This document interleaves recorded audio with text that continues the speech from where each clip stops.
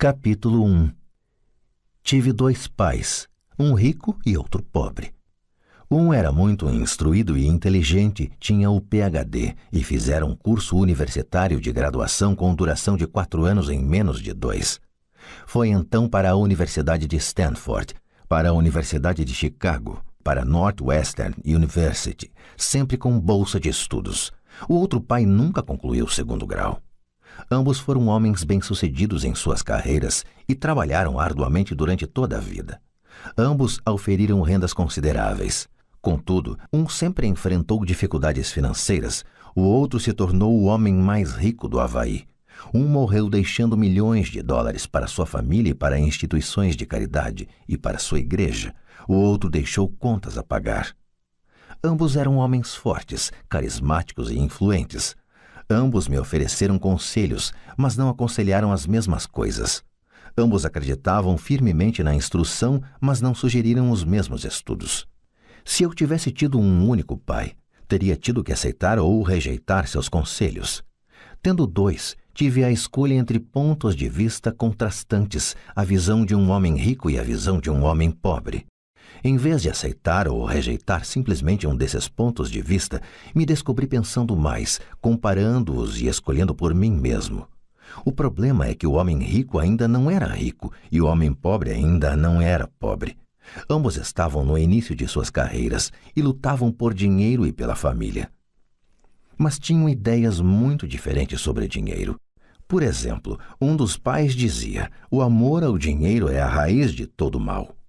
O outro: a falta de dinheiro é a raiz de todo mal. Quando garoto, a influência de 2 pais, ambos homens fortes, era uma situação complicada.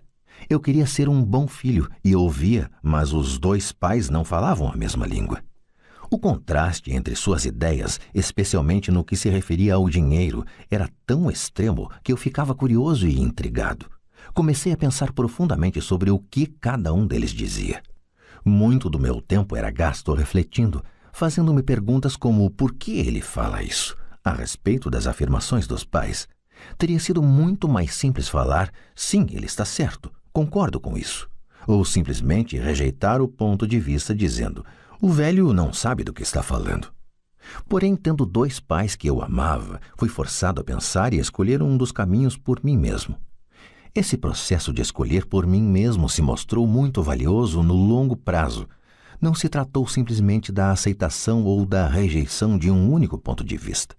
Uma das razões pelas quais os ricos ficam mais ricos, os pobres mais pobres e a classe média luta com as dívidas é que o assunto dinheiro não é ensinado nem em casa nem na escola. Muitos de nós aprendemos sobre dinheiro com nossos pais. O que pode dizer um pai pobre a respeito do dinheiro para seu filho? Ele diz simplesmente: fique na escola e estude muito. O filho pode se formar com ótimas notas, mas com uma programação financeira e uma mentalidade de pessoa pobre. Isso foi aprendido pelo filho em sua tenra idade. O dinheiro não é ensinado nas escolas. As escolas se concentram nas habilidades acadêmicas e profissionais, mas não nas habilidades financeiras. Isso explica por que médicos, gerentes de banco e contadores inteligentes que tiveram ótimas notas quando estudantes terão problemas financeiros durante toda a sua vida. Nossa impressionante dívida nacional se deve, em boa medida, a políticos e funcionários públicos muito instruídos que tomam decisões financeiras com pouco ou nenhum treinamento na área do dinheiro. Muitas vezes penso no novo milênio e imagino o que acontecerá quando houver milhões de pessoas precisando de assistência financeira e médica. Eles se tornarão dependentes do apoio financeiro de suas famílias ou do governo. O que acontecerá quando o Medicare e a Seguridade Social ficarem sem dinheiro? Como uma nação sobreviverá se ensinar sobre dinheiro continuar sendo tarefa dos pais, cuja maioria será ou já é pobre? Como tive 2 pais a me influenciar, aprendi com ambos. Tive que refletir sobre os conselhos de cada um deles e, ao fazê-lo, percebi o poder e o impacto dos nossos pensamentos sobre nossa própria vida. Por exemplo, um pai costumava falar: não dá para comprar isso. O outro proibia o uso dessas palavras, insistia em que eu falasse: o que posso fazer para comprar isso? Num caso, temos uma afirmação, no outro, uma pergunta. Um deixa você sem alternativa, o outro obriga você a refletir. Meu pai, que logo ficaria rico, explicava que ao falar automaticamente não dá para comprar isso, seu cérebro para de trabalhar. Ao perguntar o que posso fazer para comprar isso, você mantém seu cérebro trabalhando. Ele não estava dizendo que comprasse tudo o que desejasse. Ele incentivava fanaticamente que exercitasse minha mente, o computador mais poderoso do mundo. Meu cérebro fica mais forte a cada dia porque eu o exercito. Quanto mais forte fica, mais dinheiro ganho. Ele acreditava que repetir mecanicamente não dá para comprar isso era um sinal de preguiça mental. Embora ambos os pais trabalhassem com afinco, observei que um deles tinha o hábito de pôr seu cérebro a dormir quando o assunto era dinheiro, e o outro tinha o costume de exercitar seu cérebro. O resultado era que, ao longo do tempo, um dos pais ficava mais forte financeiramente e o outro enfraquecia. Isso não é muito diferente do que ocorre quando uma pessoa faz exercícios físicos regulares enquanto a outra senta no sofá e fica assistindo à televisão. O exercício físico adequado aumenta suas chances de ter boa saúde e o exercício mental adequado aumenta suas chances de ficar rico. A preguiça reduz tanto a saúde quanto a riqueza. Meus dois pais tinham atitudes mentais diferentes. Um acreditava que os ricos deviam pagar mais impostos para atender os menos afortunados. O outro dizia: os impostos punem os que produzem e recompensam os que não produzem. Um dos pais recomendava: estude arduamente para poder trabalhar em uma boa empresa. O outro falava: estude arduamente para poder comprar uma boa empresa. Um dos pais dizia: não sou rico porque tenho filhos. O outro: tenho que ser rico por causa de vocês, meus filhos. Um incentivava as conversas sobre dinheiro e negócios na hora de jantar. O outro proibia que se falasse do assunto durante as refeições. Um dizia: em questões de dinheiro, seja cuidadoso, não se arrisque. O outro: aprenda a administrar o risco. Um recomendava: nossa casa é nosso maior investimento e nosso maior patrimônio. O outro: minha casa é uma dívida e se sua casa for seu maior investimento, você terá problemas. Ambos os pais pagavam suas contas no prazo, mas um deles pagava suas contas em primeiro lugar, enquanto o outro as deixava para a última hora. Um deles acreditava que a empresa ou o governo deveria cuidar de você e de suas necessidades. Estava sempre preocupado com aumentos salariais, planos de aposentadoria, benefícios médicos, licenças de saúde, férias e outros benefícios. Ele ficava impressionado com 2 de seus tios que foram para o exército e se aposentaram com vários benefícios após 20 anos de serviço ativo.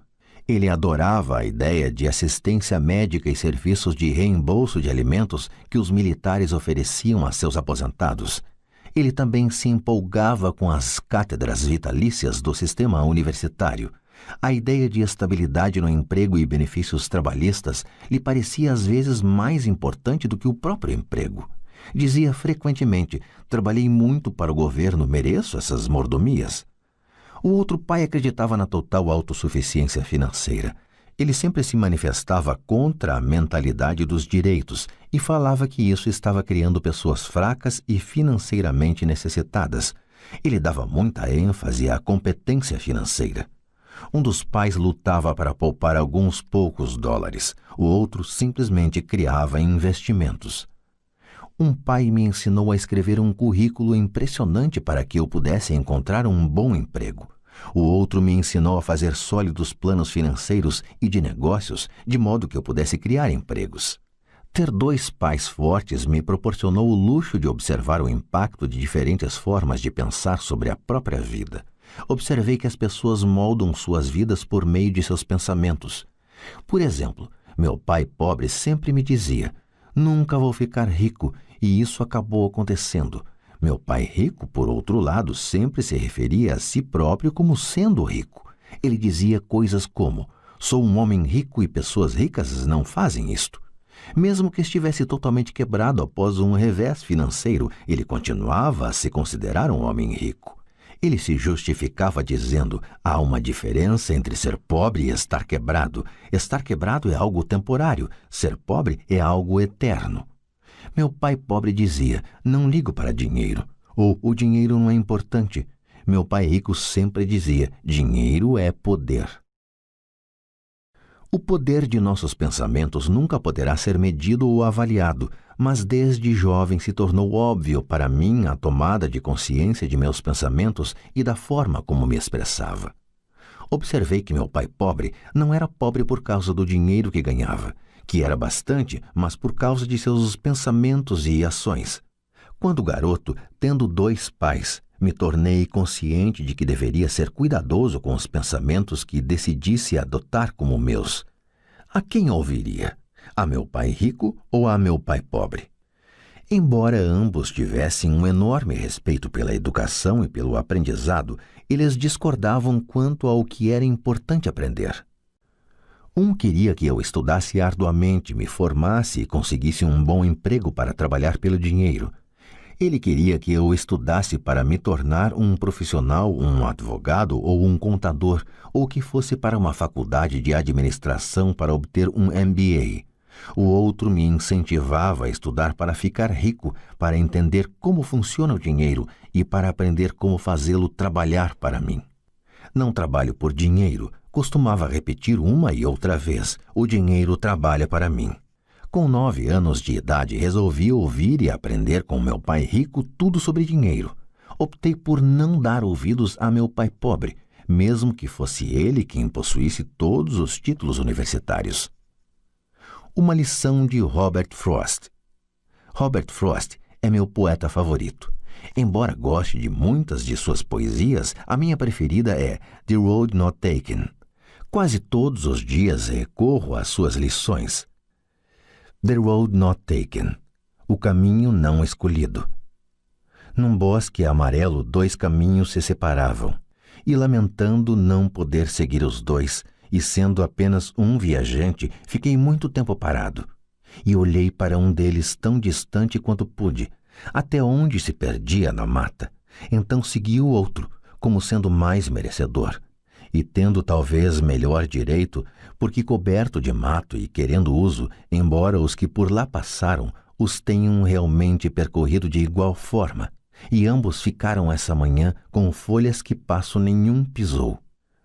Guardei o primeiro para outro dia, embora sabendo como um caminho leva para longe, duvidasse que algum dia voltasse novamente.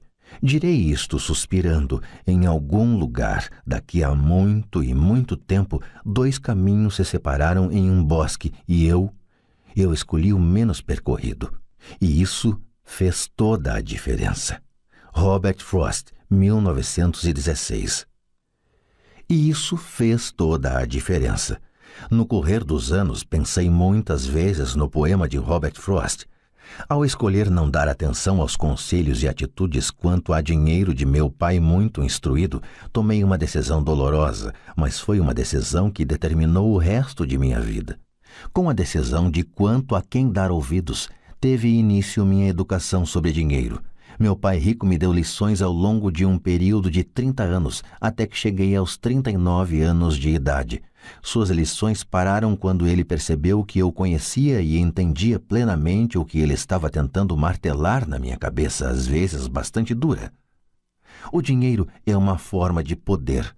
Mais poderosa ainda, entretanto, é a instrução financeira. O dinheiro vem e vai, mas se você tiver sido educado quanto ao funcionamento do dinheiro, você adquire poder sobre ele e pode começar a construir riqueza. O motivo pelo qual o simples pensamento positivo não funciona é porque a maioria das pessoas foi à escola e nunca aprendeu como o dinheiro funciona, e assim passam suas vidas trabalhando pelo dinheiro. Como comecei com apenas 9 anos, as lições que meu pai rico me ensinou foram simples. E quando tudo foi dito e tudo foi feito, encontramos apenas 6 lições, repetidas ao longo de 30 anos. Este livro trata dessas 6 lições, expostas da maneira mais simples possível, da forma como meu pai rico as passou para mim. Estas lições não pretendem ser respostas e sim marcos.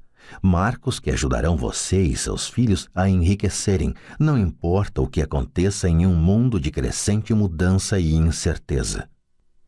Lição 1. Os ricos não trabalham pelo dinheiro. Lição 2. Para que a alfabetização financeira? Lição 3. Cuide de seus negócios. Lição 4. A história dos impostos e o poder da sociedade anônima. Lição 5. Os ricos inventam dinheiro. Lição 6. Trabalhe para aprender, não trabalhe pelo dinheiro. Capítulo 2. Lição 1. Os ricos não trabalham pelo dinheiro. Pai, como é que a gente fica rico? Meu pai largou o jornal. Por que você quer ficar rico, filho?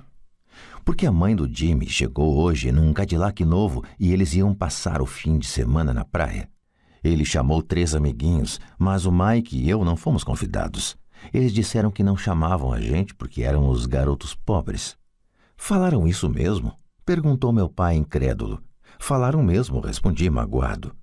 Meu pai balançou a cabeça em silêncio, ajeitou os óculos e voltou para a leitura do jornal. Fiquei esperando a resposta.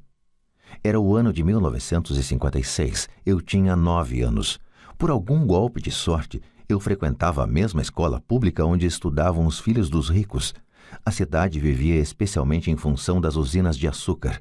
Os gerentes das usinas e outras pessoas influentes da cidade, como médicos, proprietários de estabelecimentos comerciais e gerentes de bancos, matriculavam seus filhos nessa escola. Terminando o 1º grau, estes iam em geral para colégios particulares. Eu fazia parte desta escola porque minha família morava num lado da rua.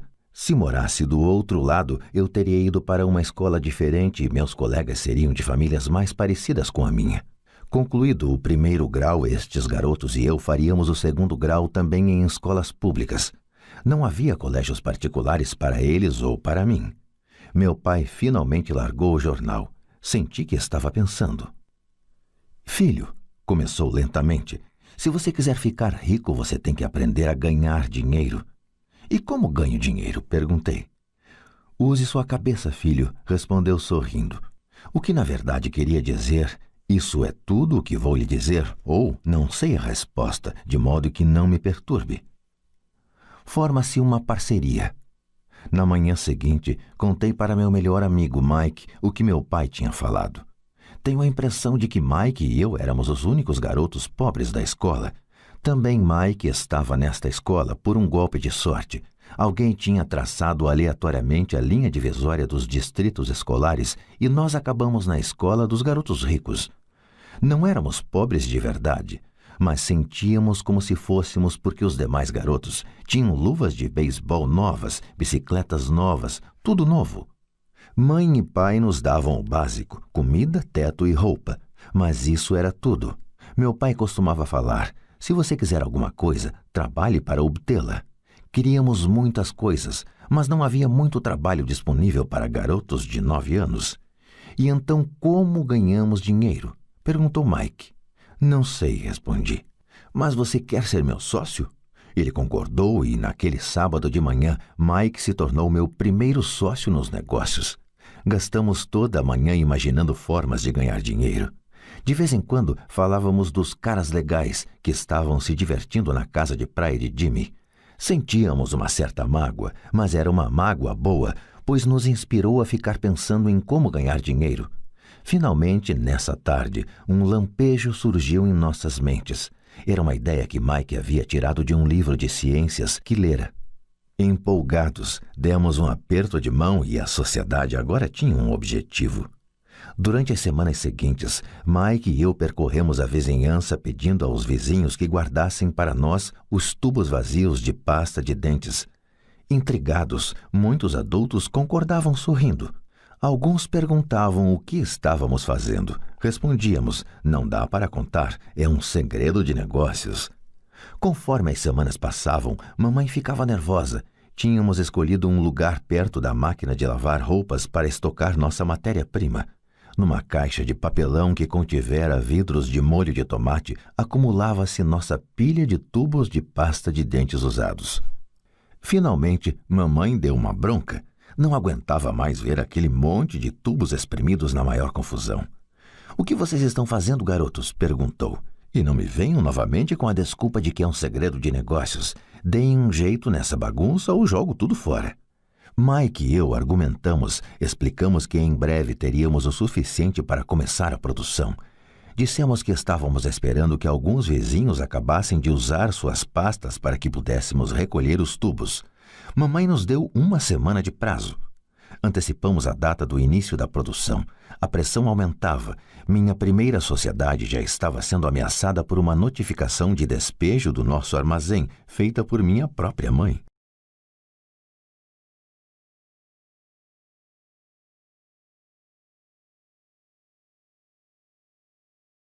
Mike se encarregou de apressar o consumo das pastas, informando que os dentistas recomendavam a escovação mais frequente dos dentes.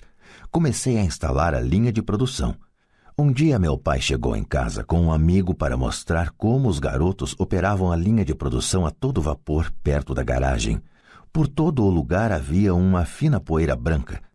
Numa mesa comprida se alinhavam embalagens de leite trazidas da escola e no forno japonês da família as brasas do carvão brilhavam gerando o máximo de calor. Papai caminhava com cuidado. O carro fora estacionado próximo ao portão da rua porque a linha de produção estava na frente da porta da garagem. Quando ele e seu amigo se aproximaram, viram uma vasilha de aço em cima das brasas e dentro dela os tubos de pasta de dentes derretiam. Naquela época não havia tubos de pasta de dentes de plástico, eles eram de chumbo. Por isso, depois que a pintura queimava, os tubos dentro da vasilha derretiam até ficarem líquidos. Com a ajuda do pegador de panela da mamãe, nós despejávamos o chumbo derretido através de um pequeno furo nas embalagens de leite, que estavam recheadas de gesso.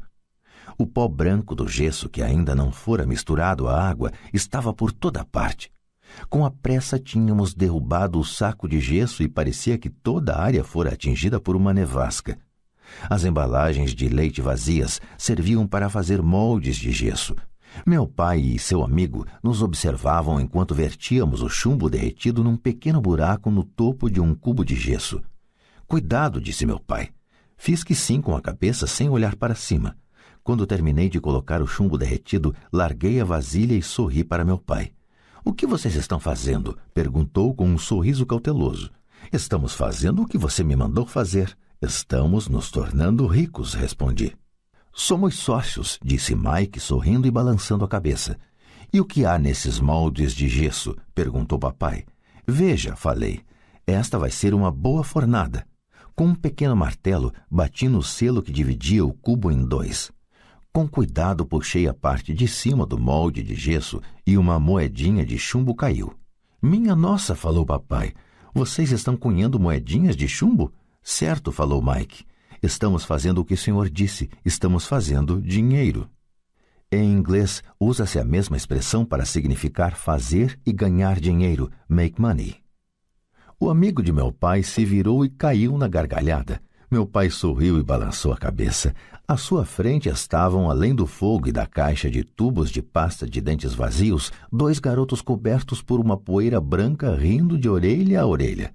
Meu pai pediu que largássemos tudo e nos sentássemos com ele no degrau da frente de casa.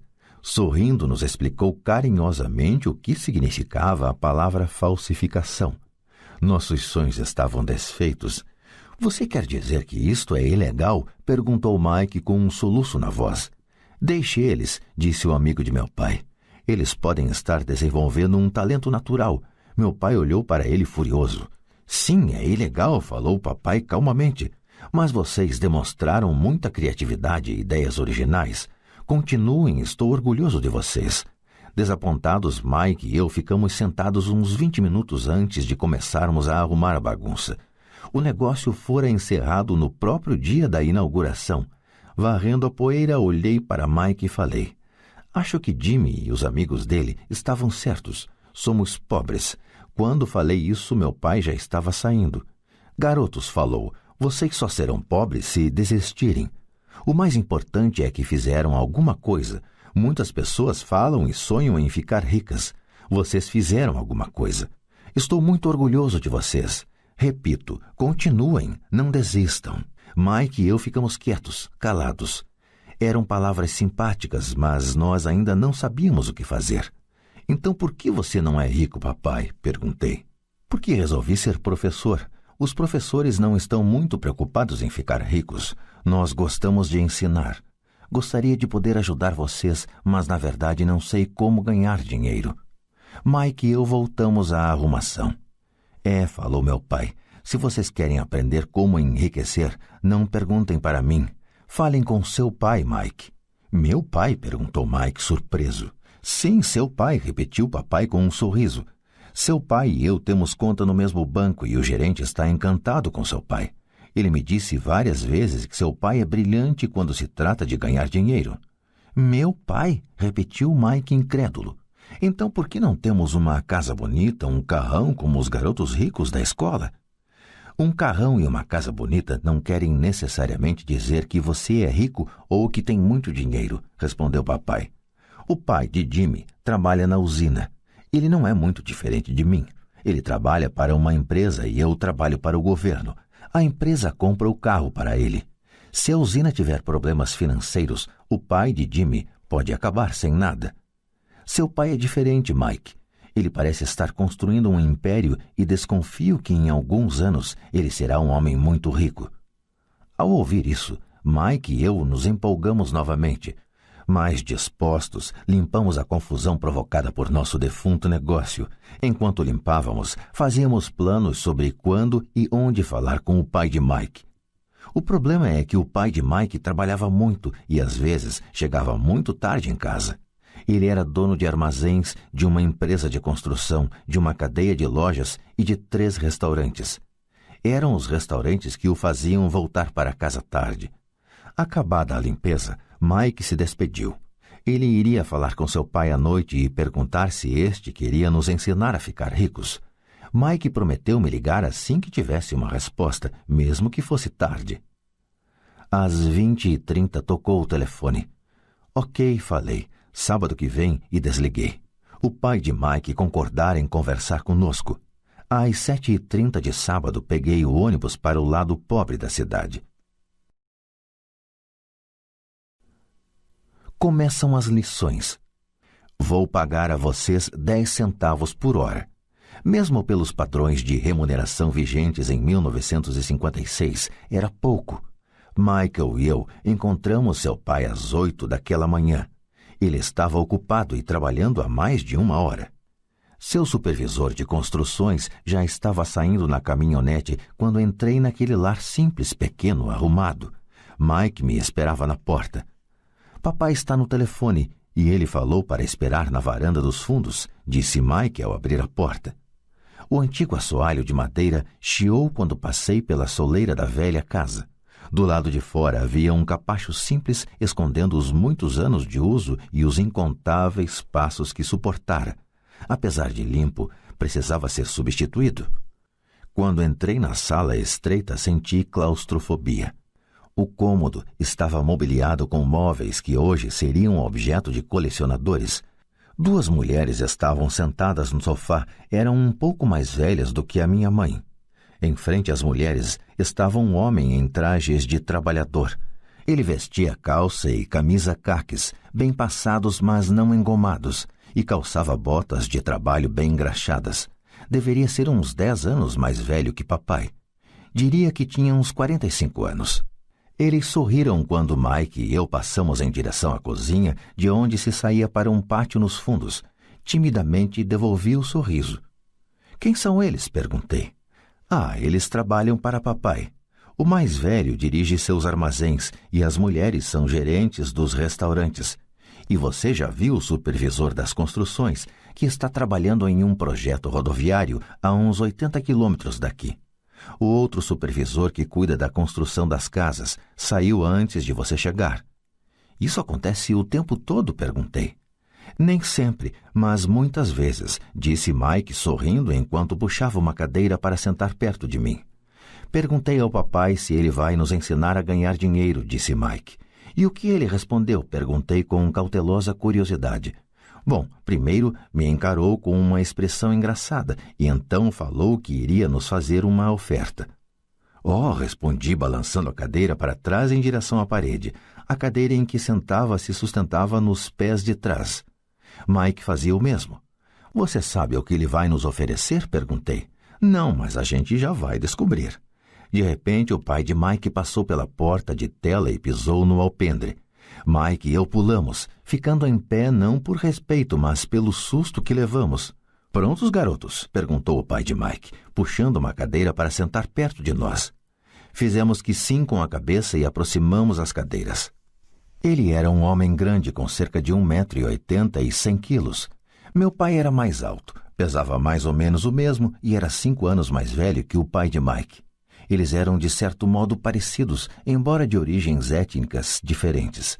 Talvez tivessem energias semelhantes. Mike falou que você quer aprender a ganhar dinheiro. É isso mesmo, Robert? Rapidamente assenti com a cabeça, não sem uma pequena sensação de intimidação. Senti muito poder por trás de suas palavras e de seu sorriso. Muito bem, eis a minha oferta. Vou ensinar a vocês, mas não como em uma sala de aula. Vocês trabalham para mim, eu ensino a vocês. Vocês não trabalham para mim, eu não ensino a vocês. Posso ensinar mais rápido se trabalharem e não fico perdendo tempo se só ficarem sentados escutando, como fazem na escola. Esta é minha oferta, é pegar ou largar. Posso fazer uma pergunta antes? Falei. Não, é pegar ou largar. Tenho trabalho demais para perder tempo. De qualquer modo, se você não puder se decidir logo, não vai aprender nunca a ganhar dinheiro. As oportunidades vêm e vão. Ser capaz de tomar decisões rápidas é uma habilidade importante. Você tem a oportunidade que pediu. As aulas começam em 10 segundos, respondeu o pai de Mike com um sorriso incentivador. Topo, respondi. Topo, respondeu Mike. Bom, falou o pai de Mike. A senhora Martin vai chegar daqui a 10 minutos. Depois que eu conversar com ela, vocês a acompanham até minha lojinha e já podem começar. Vou lhes pagar 10 centavos por hora e vocês terão que trabalhar 3 horas todo sábado. Mas hoje tem um jogo de beisebol, falei. O pai de Mike abaixou a voz e falou com seriedade. É pegar ou largar, disse. Topo, respondi, decidindo trabalhar em lugar de jogar beisebol. 30 centavos depois. Às 9 de uma bela manhã de sábado, Mike e eu estávamos trabalhando para a senhora Martin. Ela era uma mulher bondosa e paciente. Sempre dizia que eu e Mike a lembrávamos de seus 2 filhos, que já estavam crescidos e não moravam com ela. Apesar de bondosa, ela acreditava no trabalho árduo e nos fazia trabalhar. Era uma chefe rigorosa. Passávamos 3 horas pegando latas das prateleiras e espanando-as para depois recolocá-las no lugar. Era uma tarefa incrivelmente monótona. O pai de Mike, que eu chamo de meu pai rico, era dono de 9 dessas lojinhas com amplos estacionamentos. Eram as primeiras versões das lojas de conveniência. Nesses pequenos armazéns de bairro, as pessoas compravam artigos como leite, pão, manteiga e cigarros. O problema é que no Havaí, e isto aconteceu antes do ar-condicionado, não se podia fechar a porta das lojas por causa de calor. Nestas havia 2 amplas portas que davam para a rua e para o estacionamento. Cada vez que um carro passava ou estacionava, levantava poeira que se acumulava nas prateleiras. Portanto, tínhamos um emprego que duraria enquanto não houvesse ar-condicionado. Durante 3 semanas, Mike e eu comparecemos aos sábados à loja da senhora Martin e trabalhamos durante 3 horas. Ao meio-dia, terminava nosso trabalho e ela nos dava 3 pratinhas de 10 centavos.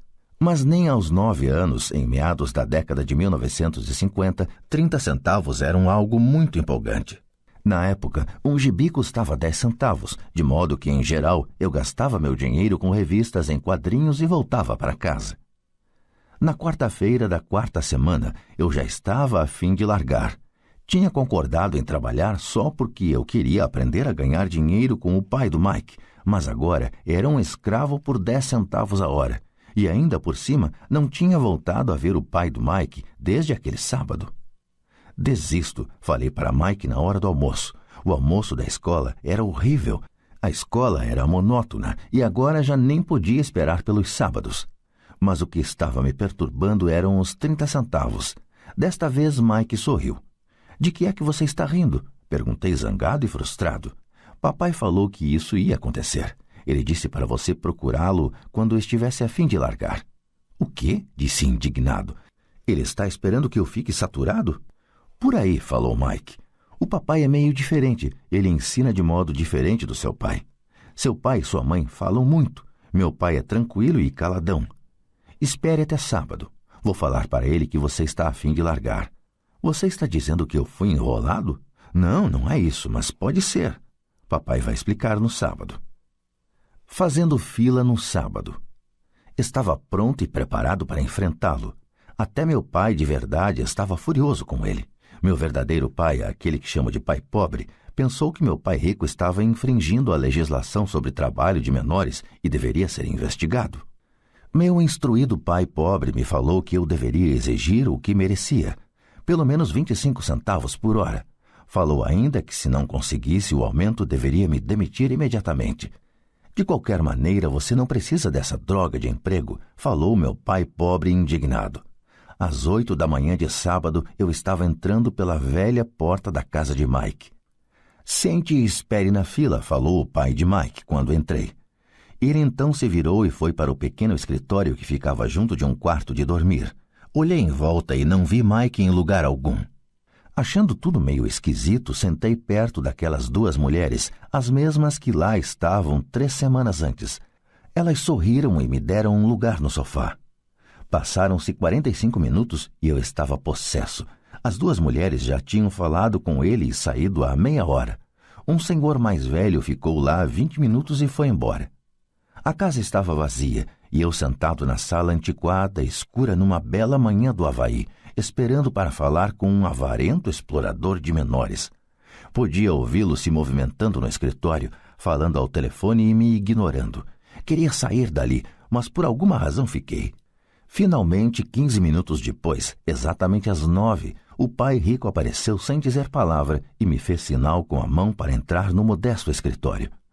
Parece que você está querendo um aumento ou vai largar, falou o pai rico rodando a cadeira giratória. Bem, o senhor não está cumprindo sua parte do acordo. Falei quase em prantos.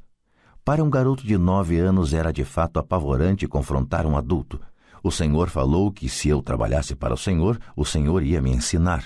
Eu trabalhei, dei duro, larguei meus jogos de beisebol para trabalhar. E o senhor não cumpriu sua palavra. Não me ensinou nada. O senhor é um desonesto, como todo mundo fala. O senhor é ganancioso. O senhor só quer todo o dinheiro e não se preocupa com seus empregados. O senhor me deixou esperando e não me respeita.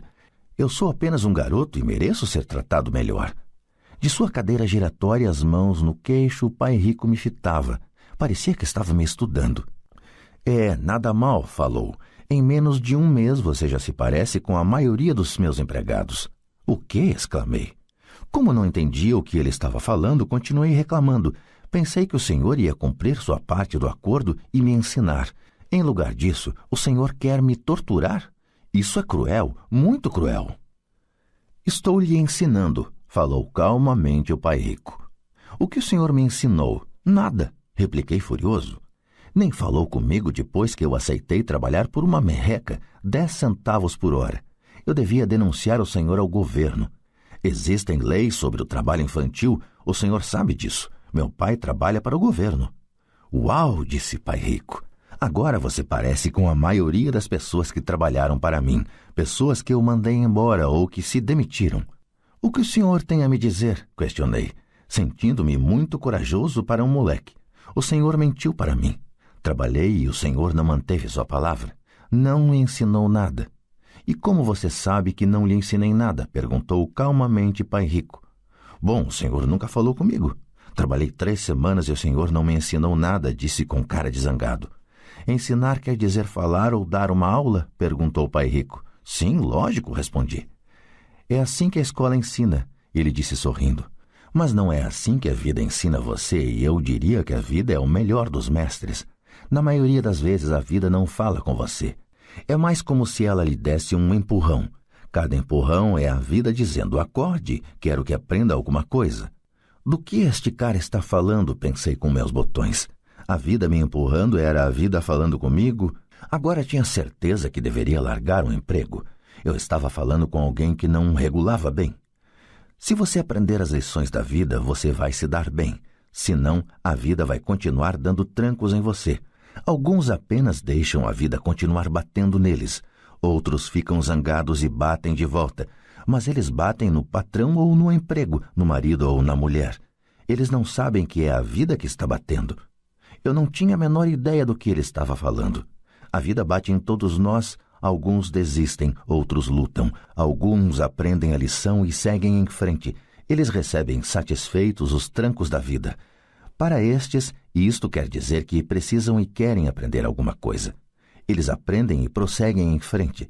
A maioria desiste e uns poucos, como você, lutam. Pai Rico ficou em pé e fechou a velha janela de madeira que precisava de conserto. Continuou: se você aprender esta lição, você se tornará um jovem sábio, rico e feliz. Se você não aprender, passará a vida culpando um emprego, um baixo salário ou seu chefe pelos seus problemas. Passará sua vida esperando por um golpe de sorte que resolva seus problemas de dinheiro. Pai Rico olhou para mim a fim de verificar se eu ainda estava ouvindo. Seus olhos encontraram os meus. Estabeleceu-se uma comunicação entre nossos olhares. Finalmente me afastei ao perceber que tinha assimilado esta última mensagem. Sabia que ele estava certo. Eu o estava culpando e eu tinha pedido para aprender. Eu estava lutando. Pai Rico continuou: se for o tipo de pessoa que não tem garra, desistirá toda vez que a vida bater em você. Se for uma pessoa assim, passará sua vida buscando segurança, fazendo as coisas certas, esperando por algo que nunca vai acontecer. E então morrerá como um velho rabugento. Terá um monte de amigos que gostam de você, porque é um cara trabalhador. Você passa a vida na rotina fazendo as coisas certas, mas a verdade é que a vida o leva à submissão. No fundo, você tem pavor de se arriscar. Queria, na verdade, vencer, mas o medo de perder é maior do que o entusiasmo da vitória. No íntimo, só você saberá que não foi atrás disso. Você escolheu a segurança. Nossos olhos voltaram a se encontrar. Por 10 segundos, ficamos nos encarando, e só depois que a mensagem foi recebida, nossos olhos se afastaram. O senhor estava me empurrando? Perguntei. Algumas pessoas achariam isso. Sorriu Pai Rico. Eu diria que apenas lhe mostrei o gostinho da vida.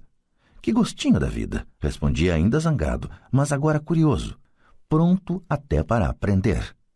Vocês dois garotos foram as primeiras pessoas na vida que me pediram para lhes ensinar a ganhar dinheiro. Tenho mais de 150 empregados e nenhum deles me perguntou o que eu sei sobre dinheiro. Eles me pedem um emprego e um salário, mas nunca que lhes ensine sobre dinheiro. De modo que a maioria deles passará os melhores anos de suas vidas trabalhando pelo dinheiro, sem entender realmente para que é que eles estão trabalhando. Eu estava ouvindo atentamente. Assim, quando Mike falou que você queria aprender como ganhar dinheiro, resolvi planejar um curso que se aproximasse da vida real. Eu poderia falar horas, mas você não escutaria nada. Portanto, resolvi deixar que a vida batesse um pouco em você para que pudesse me escutar. É por isso que só pago 10 centavos. E qual é a lição que aprendi trabalhando por 10 centavos a hora? Perguntei. Que você é mesquinho e explora seus empregados? Pai Rico se inclinou para trás e soltou uma gargalhada. Finalmente, quando parou de rir, falou: é melhor que você mude seu ponto de vista. Pare de culpar-me pensando que eu sou o problema. Se você pensa que eu sou o problema, então terá que me modificar. Se perceber que você é o problema, então poderá modificar a si mesmo, aprender alguma coisa e tornar-se mais sábio. A maioria das pessoas quer que todos no mundo mudem, menos elas próprias. Mas eu lhe digo, é mais fácil mudar a si próprio que a todos os demais. Não entendo, falei. Não me culpe por seus problemas, falou Pai Rico dando sinais de impaciência. Mas o senhor só me paga 10 centavos. E então o que você está aprendendo? Perguntou Pai Rico com um sorriso. Que o senhor é mesquinho, respondi com uma risadinha. Está vendo, você acha que eu sou o problema, retrucou Pai Rico. Mas o senhor é? Bem, continue assim e você não aprenderá nada. Pense que sou o problema, então quais são suas escolhas? Bem, se o senhor não me pagar mais ou não me respeitar mais e me ensinar, eu largo tudo. Muito bem, disse Pai Rico. E isso é exatamente o que faz a maioria das pessoas.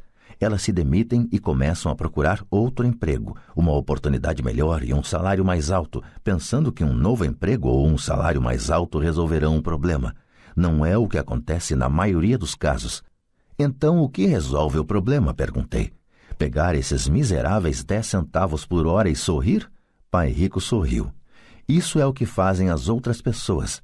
Apenas aceitam o pagamento sabendo que eles e suas famílias lutarão com dificuldades financeiras. Mas é tudo o que fazem, esperando um aumento na ilusão de que mais dinheiro resolverá o problema. A maioria se conforma e alguns procuram um segundo emprego, trabalhando mais, mas continuam aceitando um contra-cheque ínfimo. Fiquei olhando para o chão, começando a entender a lição que Pai Rico estava apresentando. Podia sentir que tinha um gosto de vida. Finalmente olhei para cima e repeti a pergunta. Então, o que é que resolve o problema? Isto, disse ele, dando-me um ligeiro tapinha na cabeça. Essa coisa que está entre suas orelhas. Foi nesse momento que Pai Rico me mostrou o ponto de vista central que o separava de seus empregados e de meu pai pobre, e que mais tarde o levou a tornar-se um dos homens mais ricos do Havaí, enquanto meu pai, muito instruído, mas pobre, lutou com problemas financeiros durante toda a sua vida. Era um ponto de vista singular que faz toda a diferença durante uma vida inteira. Pai Rico repetia de vez em quando esse ponto de vista que eu chamo a lição 1. Os pobres e a classe média trabalham pelo dinheiro, os ricos fazem o dinheiro trabalhar para eles. Naquela bela manhã de sábado, eu estava aprendendo um ponto de vista diferente daquele que meu pai pobre me ensinara. Aos 9 anos de idade, eu percebia que ambos os pais queriam que eu aprendesse. Ambos me incentivavam a estudar, mas não as mesmas coisas. Meu pai, muito instruído, recomendava que fizesse o que ele fizera. Filho, quero que você estude muito, que tenha boas notas, para que você possa conseguir um bom emprego, seguro, em uma grande empresa, que lhe traga grandes benefícios. Meu pai rico queria que eu aprendesse como funciona o dinheiro para que eu pudesse colocá-lo a trabalhar para mim. Essas lições eu aprenderia ao longo da vida, sob sua orientação e não na sala de aula. Meu pai rico continuou a primeira lição. Fico contente em ver que você se enfureceu por trabalhar por 10 centavos a hora. Se não tivesse se zangado e tivesse aceitado isso satisfeito, teria que lhe dizer que não poderia ensinar nada. Veja, aprender de verdade exige energia, paixão e um desejo ardente. A raiva é uma grande parte desta fórmula, pois a paixão é uma combinação de raiva e amor. No caso do dinheiro, a maioria das pessoas prefere não arriscar e se sentir seguras, ou seja, não são conduzidas pela paixão, são conduzidas pelo medo. É por isso que elas aceitam um emprego com salário baixo? Perguntei. Sim, respondeu Pai Rico. Algumas pessoas dizem que eu exploro os empregados porque não pago tanto quanto a usina de açúcar ou o governo. Eu digo que as pessoas se exploram a elas mesmas. O medo é delas, não meu. Mas o senhor não acha que deveria pagar mais para elas? Indaguei. Não tenho que fazê-lo. E, além disso, mais dinheiro não vai resolver o problema. Veja seu pai. Ele ganha bastante dinheiro e ainda assim não dá conta das despesas. A maioria das pessoas, se receber mais dinheiro, apenas passará a se endividar mais. Daí os 10 centavos por hora, eu disse rindo. É parte da lição. Certo, sorriu Pai Rico. Você vê, seu pai estudou muito de modo que conseguiu um salário alto, mas ele ainda tem problemas financeiros porque nunca aprendeu nada sobre dinheiro na escola. E ainda por cima, ele acredita em trabalhar pelo dinheiro. E o senhor não acredita? Perguntei. Não, de verdade não, disse Pai Rico. Se você quiser aprender a trabalhar pelo dinheiro, então fique na escola. É um bom lugar para aprender isso.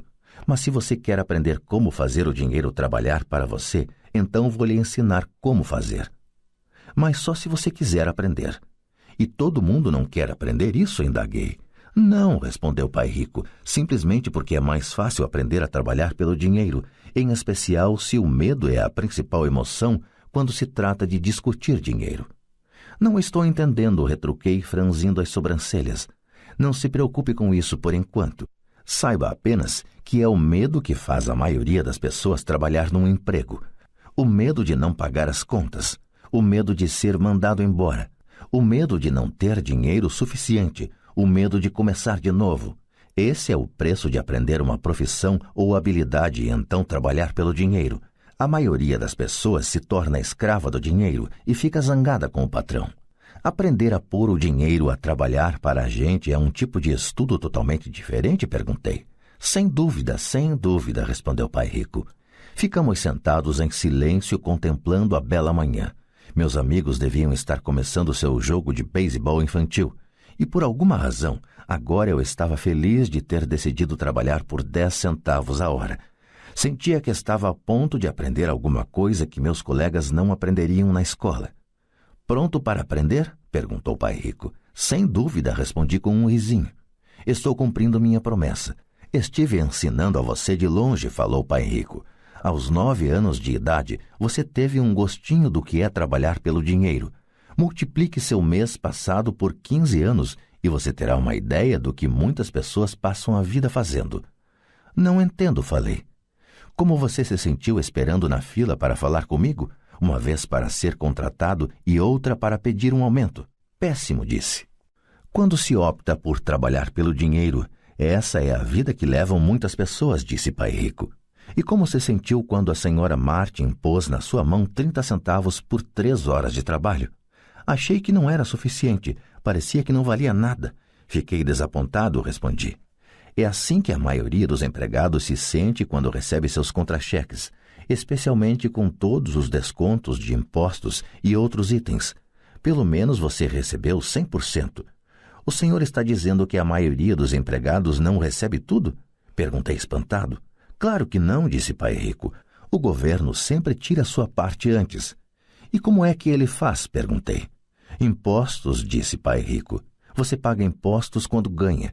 Você paga impostos quando gasta. Você paga impostos quando poupa. Você paga impostos quando morre. Por que é que as pessoas deixam que o governo faça isso com elas? Os ricos não deixam, disse pai rico com um sorriso. Os pobres e a classe média deixam. Aposto que ganho mais que seu pai e, contudo, ele paga mais impostos. E como pode ser? Perguntei. Aos 9 anos de idade, isso não fazia sentido para mim. Por que alguém deixaria o governo fazer isso com ele? Pai rico ficou sentado em silêncio. Acho que ele queria que eu ouvisse em lugar de ficar falando besteira. Finalmente me acalmei. Não tinha gostado do que ouvira. Sabia que meu pai vivia reclamando dos impostos que pagava, mas na verdade não tomava nenhuma atitude quanto a isso. A vida estaria batendo nele? Pai rico se balançava em sua cadeira tranquilamente enquanto olhava para mim. Pronto para aprender? Perguntou. Fiz que sim com a cabeça lentamente. Como já falei, há muito a aprender. E aprender como se faz o dinheiro trabalhar para a gente é estudo para uma vida inteira. A maioria das pessoas fica 4 anos numa faculdade e aí termina os estudos. Eu sei que meu estudo sobre o dinheiro vai continuar por toda a minha vida, simplesmente porque quanto mais sei, mais descubro que tenho que aprender ainda. As pessoas em geral nunca estudam um assunto. Trabalha-se, recebe-se o salário, conferem-se os canhotos do talão de cheques e isso é tudo. E ainda se espantam porque têm problemas de dinheiro. Então pensam que mais dinheiro vai resolver a situação. Poucos percebem que lhes falta instrução financeira. Então papai tem dificuldade com os impostos porque ele não entende de dinheiro? Perguntei confuso. Olha, disse pai rico, os impostos são apenas uma pequena parte do aprendizado para fazer o dinheiro trabalhar para você. Hoje eu só queria descobrir se você ainda tem a paixão de aprender sobre dinheiro. A maioria das pessoas não tem. Elas querem ir para a escola, aprender uma profissão, divertir-se no trabalho e ganhar rios de dinheiro. Um dia acordam com sérios problemas financeiros e então não podem parar de trabalhar. Esse é o preço de só saber como trabalhar pelo dinheiro em lugar de estudar para saber como pôr o dinheiro a trabalhar para você. E então, você continua apaixonado por aprender? Perguntou pai rico. Acenei afirmativamente com a cabeça. Bom, disse pai rico, agora de volta ao trabalho. Desta vez não vou lhe pagar nada. O que? Perguntei espantado. Você ouviu, nada. Trabalhará as mesmas 3 horas no sábado, mas desta vez não receberá os 10 centavos por hora. Você disse que queria aprender a não trabalhar pelo dinheiro. Sendo assim, não vou pagar nada. Eu não podia acreditar no que estava ouvindo. Já conversei sobre isso com Mike. Ele já está trabalhando, tirando a poeira e arrumando as latas para mim. Melhor você se apressar e correr para lá. Não é justo, gritei. O senhor tem que pagar alguma coisa. Você disse que queria aprender. Se não aprender isso agora, será como aquelas duas mulheres e o homem que estavam sentados na minha sala. Trabalham pelo dinheiro e esperam que eu não os mande embora. Ou como seu pai, ganhando rios de dinheiro apenas para ficar endividado até o pescoço e esperando que mais dinheiro resolva o problema. Se for isso o que você quer, então volte para aqueles 10 centavos a hora. Ou você pode ainda fazer aquilo que muitas pessoas acabam fazendo, reclamar que o salário não é suficiente, demitir-se e procurar outro emprego. Que é que eu faço? Perguntei. Pai Rico deu um tapinha em minha cabeça. Use isto, falou. Se você usar bem, logo estará me agradecendo por ter lhe dado uma oportunidade de se tornar um homem rico. Fiquei parado, sem acreditar que eu estivesse embarcando nessa canoa. Queria conseguir um aumento e acabei sendo convencido a trabalhar de graça. Pai Rico voltou a dar um tapinha na minha cabeça e disse, use isto, agora fora daqui, de volta ao trabalho. Lição 1. Os ricos não trabalham pelo dinheiro.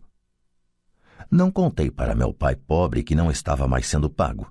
Ele não teria entendido e eu não queria tentar explicar algo que eu próprio ainda não estava entendendo. Durante 3 semanas, Mike e eu trabalhamos 3 horas todo sábado sem ganhar nada. O trabalho não me preocupava e a rotina se tornou mais fácil. O que me deixava danado era perder os jogos de beisebol e não poder comprar os gibis. Na 3ª semana, por volta do meio-dia, apareceu o Pai Rico. Ouvimos seu caminhão chegar ao estacionamento e fazer um barulhão quando o motor foi desligado.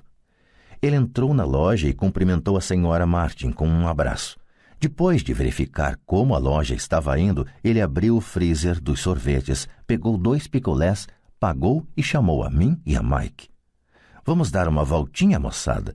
Atravessamos a rua e fomos para um amplo gramado onde alguns adultos estavam jogando beisebol. Sentado em uma mesa de piquenique afastada, ele deu os picolés para mim e para o Mike. Como as coisas estão indo, garotos? Ok, respondeu Mike. Concordei com ele. Aprenderam alguma coisa? Perguntou o Pai Rico. Mike e eu olhamos um para o outro, levantamos os ombros e balançamos a cabeça em uníssono, evitando uma das maiores armadilhas da vida. Bom, garotos, precisam começar a pensar. Vocês estão observando uma das maiores lições de vida. Se aprenderem a lição, terão uma vida de grande liberdade e segurança. Se não aprenderem, acabarão como a senhora Martin e a maioria das pessoas que jogam beisebol aqui no parque.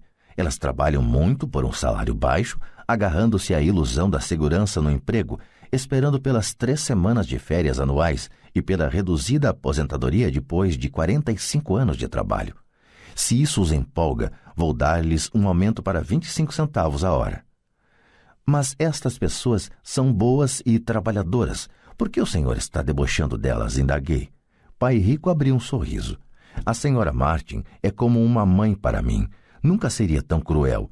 Pode parecer que estou sendo desalmado porque estou tentando chamar a atenção de vocês dois para um fato que a maioria das pessoas não consegue ter a felicidade de enxergar. Graças a uma visão muito estreita, as pessoas não percebem em que armadilha caíram. Mike e eu ficamos sentados sem captar totalmente a mensagem. Ele parecia cruel, contudo sentíamos que ele desejava desesperadamente que percebêssemos algo. Sorrindo, o Pai Rico continuou. Não estão gostando desses 25 centavos a hora? O coração de vocês não bate um pouquinho mais rápido? Fiz um não com a cabeça, mas na realidade meu coração batia mais rápido. Para mim, 25 centavos a hora representava uma fortuna. Ok, vou pagar $1 a hora, prosseguiu o Pai Rico com um sorriso malicioso. Agora meu coração acelerou de verdade. Meu cérebro gritava, topa, topa. Eu não podia acreditar no que estava ouvindo. Ainda assim fiquei calado. Ok, $2 a hora. Meu pequeno cérebro e meu pequeno coração de 9 anos quase explodiram. Afinal, estávamos em 1956 e receber $2 a hora teria me tornado o garoto mais rico do mundo. Não me podia imaginar ganhando esse dinheiro todo. Eu queria dizer sim. Eu queria fechar o negócio e podia ver a bicicleta nova, a luva de beisebol nova e a adoração de meus colegas quando eu mostrasse algum dinheiro. E ainda por cima, Jimmy e seus amigos ricos nunca poderiam voltar a me chamar de pobre. mas consegui me manter em silêncio. Quem sabe tivesse torrado os miolos e queimado um fusível, mas no fundo do coração eu queria loucamente esses $2 a hora. O sorvete estava se derretendo e escorregando pela minha mão. As formigas se deliciavam com a pasta melada de baunilha e chocolate. Pai Rico olhava para 2 garotos que o olhavam de volta embasbacados. Ele sabia que estava nos testando e ele sabia que parte de nossas emoções queria topar a parada. Sabia que todo ser humano tem uma parte fraca e necessitada de suas almas que pode ser comprada. E sabia que todo ser humano também tinha uma parte da alma que era forte e que jamais se deixaria comprar. A questão era saber qual prevaleceria. Ele tinha testado milhares de almas ao longo de sua vida. Ele testava almas toda vez que entrevistava um candidato a emprego. Ok, $5 a hora. De repente fez-se um silêncio dentro de mim. Alguma coisa tinha mudado. A oferta era grande demais e se tornara ridícula. Nem muitos adultos ganhavam $5 por hora em 1956. A tentação se esvaiu e a calma se instalou. Lentamente me virei para a esquerda para olhar Mike. Ele devolveu meu olhar. A parte de minha alma que era fraca e necessitada estava silenciada. A parte que não se vendia estava à frente. Então uma calma e uma certeza sobre o dinheiro invadiram meu cérebro e minha alma. Sabia que Mike também chegara a esse ponto. Muito bem, disse Pai Rico suavemente. A maioria das pessoas tem um preço. E tem um preço por causa de 2 emoções humanas, o medo e a ambição. Primeiro, o medo de não ter dinheiro as leva a trabalhar arduamente, e quando recebem o contra-cheque, a ambição ou o desejo as leva a pensar nas coisas maravilhosas que podem ser compradas. Então se define o padrão.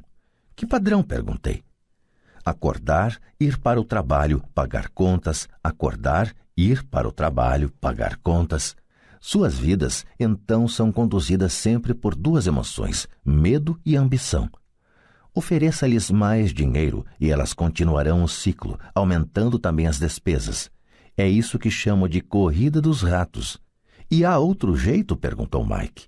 Sim, disse Pai Rico, mas poucas pessoas o descobrem. E qual é esse jeito? Perguntou Mike. É o que espero que vocês descubram enquanto trabalham e estudam comigo. É por isso que acabei com todas as formas de pagamento. Alguma dica? Perguntou Mike. Estamos um pouco cansados de trabalhar muito, especialmente sem receber. Bem, o primeiro passo é falar a verdade, disse Pai Rico. Nós não mentimos, falei. Não disse que estavam mentindo, disse para falar a verdade, retrucou Pai Rico. A verdade sobre o quê? Perguntei. Sobre como estão se sentindo, respondeu Pai Rico. Vocês não precisam falar para mais ninguém, só para vocês mesmos. O senhor está dizendo que as pessoas que estão no parque, as pessoas que trabalham para o senhor, a senhora Martin, não fazem isso? Perguntei. Duvido, disse Pai Rico. Elas têm medo de ficar sem dinheiro. Em lugar de enfrentar o medo, elas reagem em vez de pensar. Elas reagem emocionalmente em lugar de usar suas cabeças, disse Pai Rico batendo nas nossas cabeças. Então elas se veem com alguns $, na mão e novamente as emoções da alegria e do desejo e da ambição se apossam delas e novamente reagem em vez de pensar. São suas emoções que pensam por elas, falou Mike. Certo, falou Pai Rico. Em vez de falar a verdade sobre como se sentem, elas reagem a seus sentimentos e não pensam. Elas sentem o medo. Vão para o trabalho esperando que o trabalho acalme esse medo, mas não é isso que acontece. Esse medo antigo as assombra, e elas voltam ao trabalho esperando novamente que o dinheiro acalme seu medo, e novamente nada. O medo as leva a essa armadilha de trabalhar, ganhar dinheiro, trabalhar, ganhar dinheiro, esperando que o medo vá embora. Mas a cada dia elas acordam, e o velho medo acorda com elas.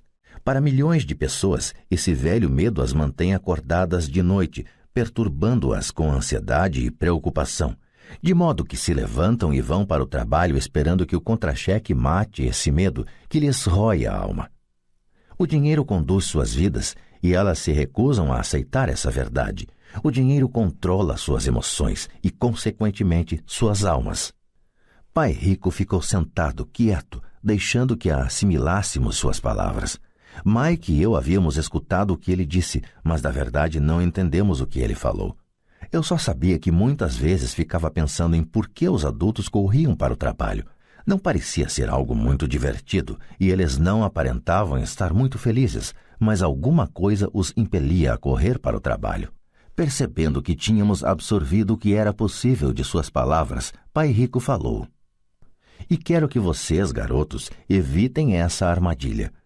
É isso que quero ensinar a vocês. Não apenas a ser rico, porque ser rico não resolve o problema." "Não resolve?" perguntei surpreso. Não resolve. Deixem-me falar desta outra emoção, que é o desejo. Alguns a chamam de ganância, mas eu prefiro o desejo. É perfeitamente normal querer coisas melhores, mais bonitas, mais divertidas ou empolgantes. Portanto, as pessoas também trabalham por dinheiro por causa do desejo. Elas desejam o dinheiro pela alegria que acreditam o dinheiro pode comprar.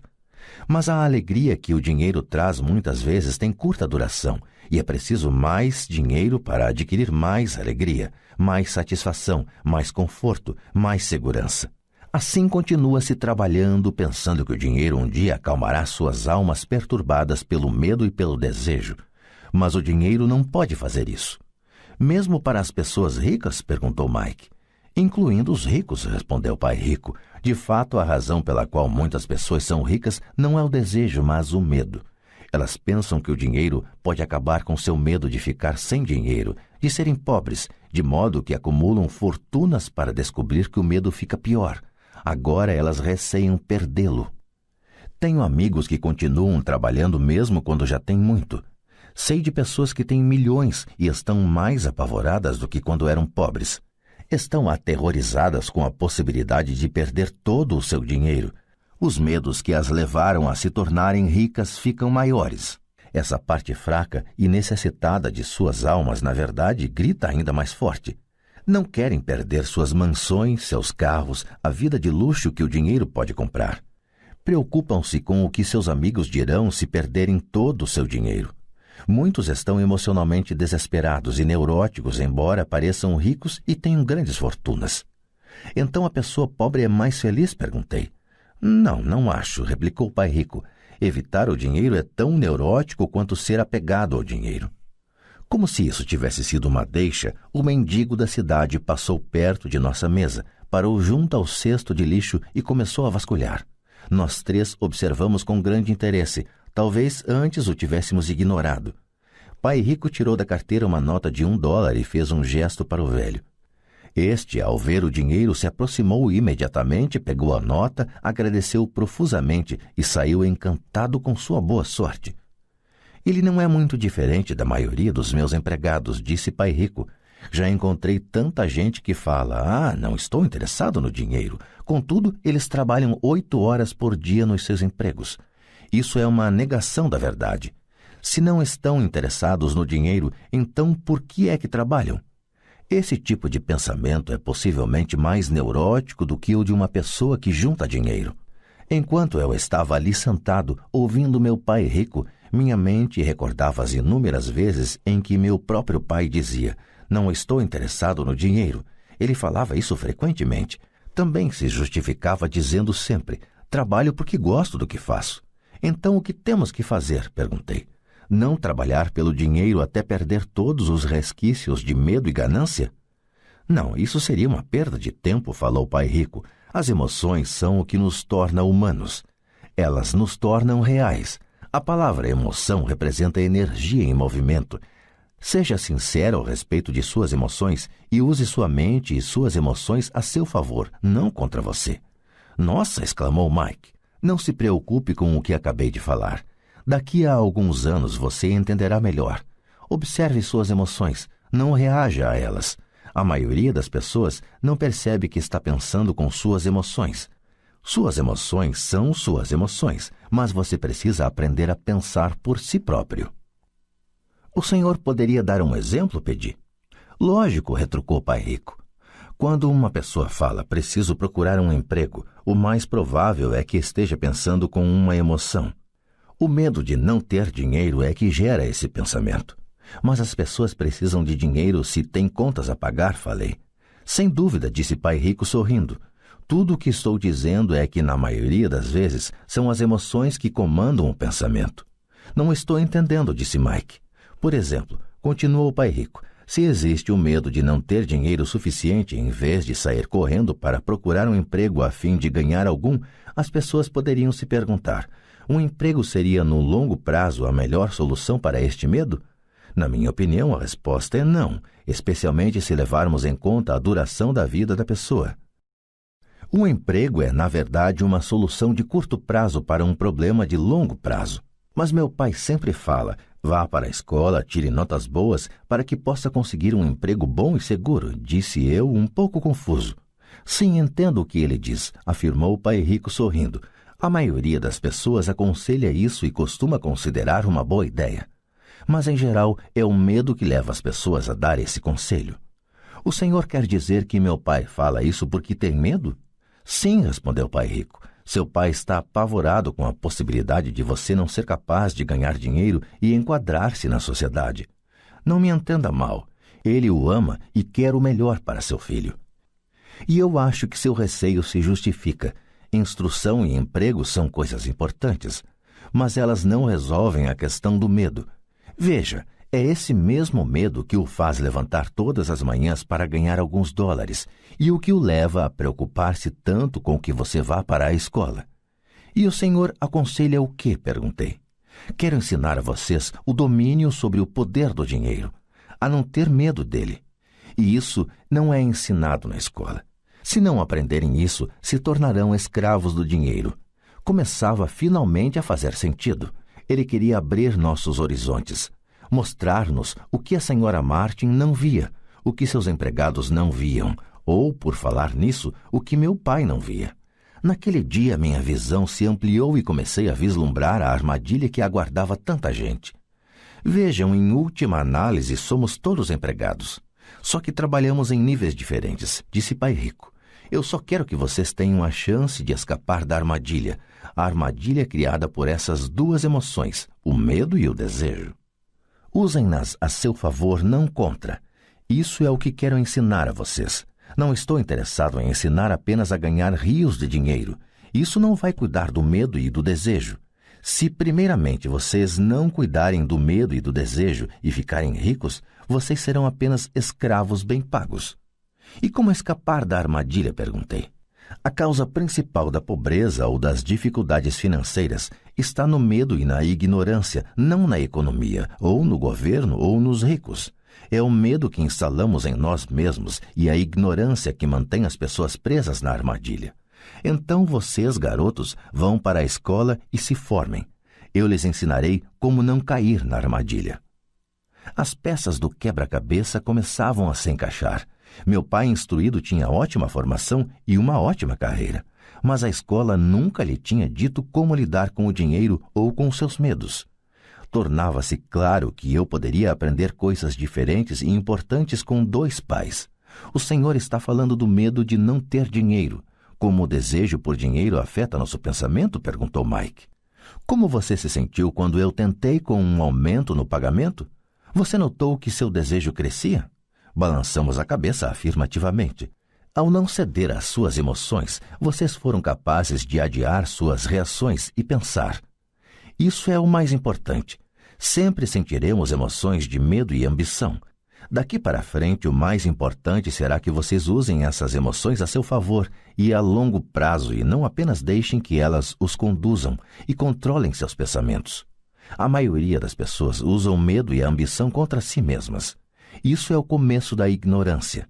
Grande parte das pessoas passa a vida atrás de contra-cheques, aumentos salariais e segurança no emprego por causa dessas emoções de desejo e medo, sem se questionar realmente para onde esses pensamentos conduzidos pela emoção as estão levando. É como a história do burro que movimenta o carro enquanto seu dono fica balançando uma cenoura à frente de seu nariz. O dono do burro pode estar indo aonde deseja ir, mas o burro está correndo atrás de uma ilusão. Amanhã só haverá outra cenoura para o burro. O senhor quer dizer que no momento em que eu imaginei a nova luva de beisebol, os doces e os brinquedos, isso era como a cenoura para o burro? Perguntou Mike. Isso mesmo. E quando você crescer, os brinquedos serão mais caros. Um carro novo, uma lancha e uma casa grande para impressionar seus amigos, disse pai rico com um sorriso.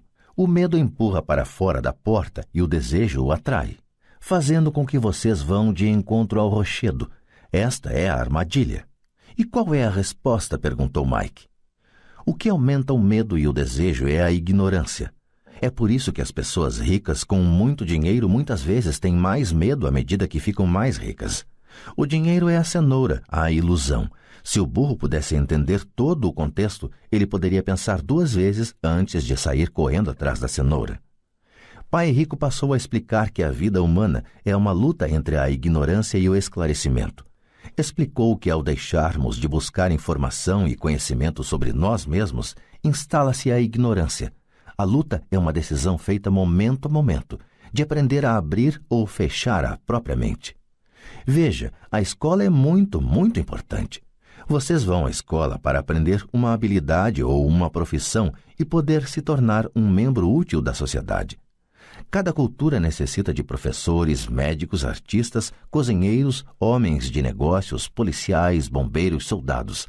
A escola os treina de modo que nossa cultura possa florescer, disse Pai Rico. Infelizmente, para muita gente, a escola é o fim e não o início. Fez-se um longo silêncio. Pai Rico sorria. Não entendi tudo o que ele disse naquele dia, mas como ocorre com a maioria dos grandes mestres cujas palavras continuam repercutindo por muitos anos, muitas vezes até depois que se foram, suas palavras estão comigo até hoje. Hoje me mostrei um pouco cruel, disse Pai Rico. Cruel por um motivo. Queria que vocês sempre se lembrassem desta conversa. Quero que pensem sempre na senhora Martin. Quero que pensem sempre no burro. Não esqueçam nunca porque as 2 emoções, medo e desejo, podem levá-los à maior armadilha da vida, se não tiverem consciência de que elas estão controlando seu pensamento. Passar a vida com medo, não explorando jamais seus sonhos, é cruel. Trabalhar arduamente por dinheiro, pensando que este comprará aquilo que lhes trará felicidade, é também cruel. Acordar no meio da noite apavorado com as contas a pagar é uma forma de vida horrível. Viver uma vida determinada pelo montante de seu contra-cheque não é realmente viver. Pensar que um emprego os fará sentir-se seguros é mentir para vocês mesmos. É cruel e é a armadilha que quero que evitem, se possível. Vi como o dinheiro conduz a vida das pessoas. Não deixem que isso aconteça com vocês. Por favor, não deixem o dinheiro dominar suas vidas. Uma bola de beisebol rolou para nossa mesa. Pai Rico a pegou e a lançou de volta. O que a ignorância tem a ver com a ambição e o medo? Perguntei. É a ignorância sobre o dinheiro que causa tanta ambição e tanto medo, disse Pai Rico. Vou dar alguns exemplos. Um médico querendo mais dinheiro para sustentar melhor sua família aumenta o preço de suas consultas. Isso prejudica principalmente os mais pobres, de modo que estes têm saúde pior do que aqueles que têm dinheiro. E continuou. Como os médicos aumentam suas consultas, os advogados também aumentam sua remuneração. Como a remuneração dos advogados aumentou, os professores querem um aumento, o que provoca um aumento dos impostos e assim por diante. Logo, logo, a disparidade entre ricos e pobres será tão grande que surgirá o caos e outra civilização entrará em colapso. As grandes civilizações entraram em colapso porque a distância entre os que têm e os que não têm era grande demais.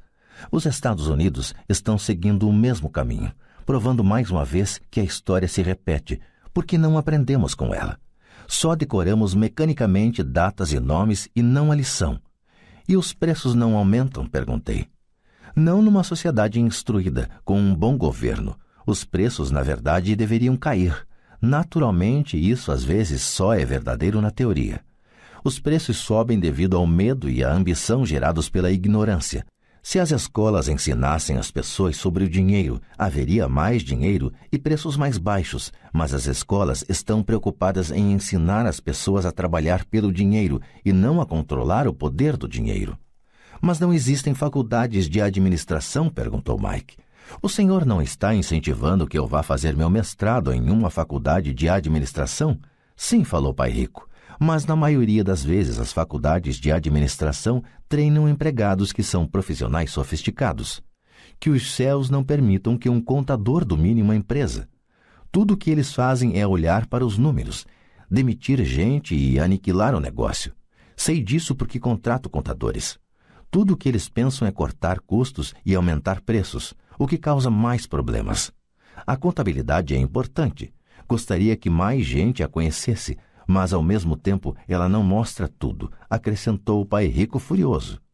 Há uma solução? Perguntou Mike. Sim, disse pai rico. Aprenda a usar suas emoções para pensar e não pensar com suas emoções. Quando vocês, garotos, dominaram suas emoções, concordando em trabalhar de graça para mim, eu sabia que havia esperança. Quando novamente vocês resistiram às suas emoções quando os tentei com mais dinheiro, vocês estavam novamente aprendendo a pensar em vez de se renderem às emoções. Este é o primeiro passo. Por que esse primeiro passo é tão importante? Perguntei. Isso vocês terão de descobrir. Quero que vocês aprendam. Vou levá-los pelo caminho dos espinhos. É um lugar que quase todos evitam. Vou levá-los a esse lugar aonde a maioria das pessoas tem medo de ir. Se forem comigo, abandonarão a ideia de trabalhar por dinheiro e aprenderão a fazer o dinheiro trabalhar para vocês. E o que recebemos se formos com o Senhor? O que acontecerá se concordarmos em aprender com o Senhor? O que obteremos? Perguntei. O mesmo que irmão Coelho obteve, disse pai rico, libertação da boneca de piche. Referências a personagens de uma conhecida história infantil passada no sul dos Estados Unidos, Uncle Remus, 1881, de Joel C. Harris. Com base nela, Disney criou em 1946 o filme A Canção do Sul. A boneca de piche é usada pela raposa como isca para pegar e livrar-se de seu inimigo, o coelho. Há um caminho de espinhos? Perguntei. Sim, assentiu o pai rico. O caminho de espinhos é nosso medo e nossa ambição. A saída está em pôr de lado o medo e confrontar nossa ambição, nossas fraquezas, nossa carência. E a saída também está na mente, na escolha de nossos pensamentos. Escolher nossos pensamentos? Perguntou Mike intrigado. Sim, escolher o que pensamos em lugar de reagir a nossas emoções, em lugar de levantar da cama e ir para o trabalho para resolver os problemas, porque estamos assombrados pelo medo de não ter dinheiro para pagar nossas contas. O pensamento o levaria a dedicar tempo a colocar-se a si mesmo a pergunta: trabalhar com mais afinco seria a melhor solução para este problema? A maioria das pessoas está tão apavorada por não encarar a verdade, o medo está controlando-as, que não pode pensar e assim corre para sair de casa. A boneca de piche está no controle. Isto é o que quero dizer quando falo em escolher os pensamentos.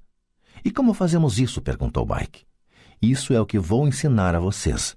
Vou lhes ensinar como escolher seus pensamentos, em lugar de reagir apavorados tomando o café da manhã afobadamente e disparando porta fora.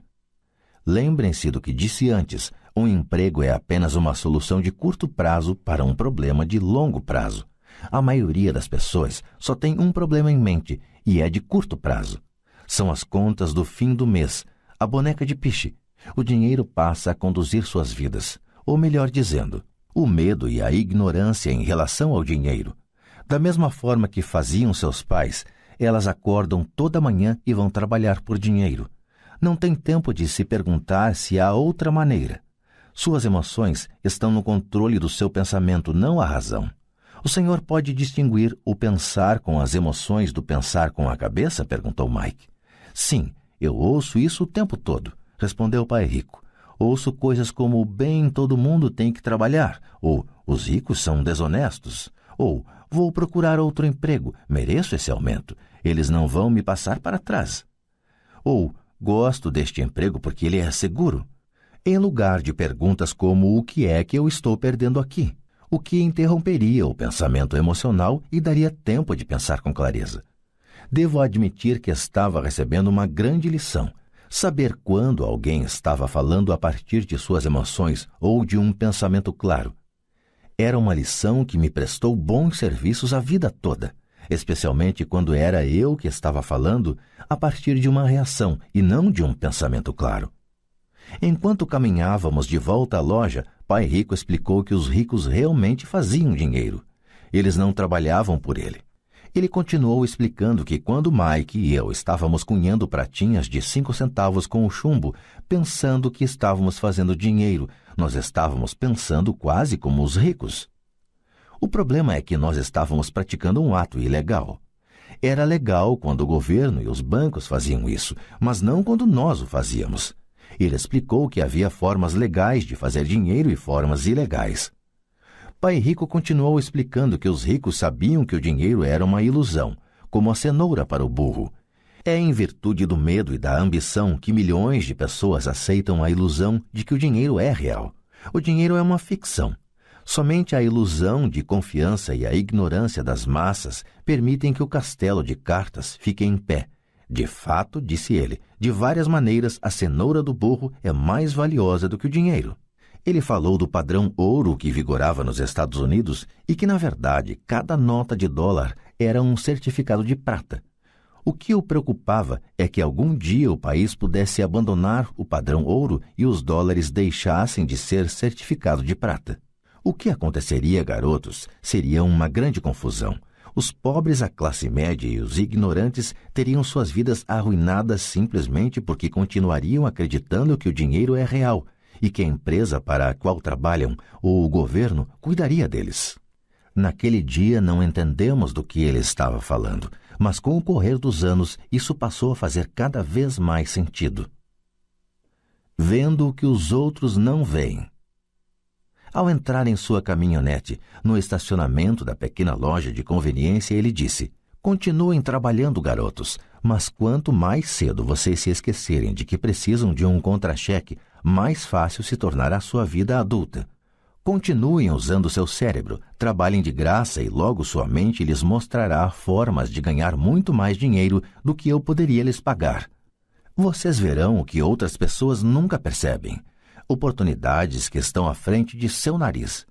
A maioria jamais enxerga essas oportunidades porque estão atrás de dinheiro e segurança, e é isso que elas recebem.